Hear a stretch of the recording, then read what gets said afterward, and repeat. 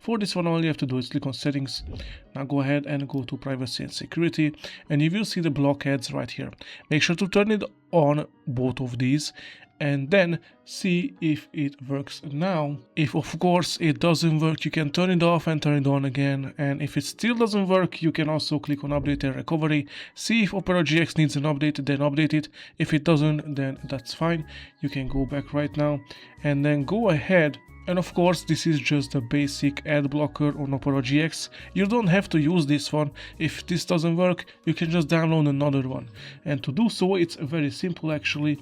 All you have to do is click on extensions right here, then click on get more extensions. And now in search type in Adblock, and as you can see, there's a bunch of them right here.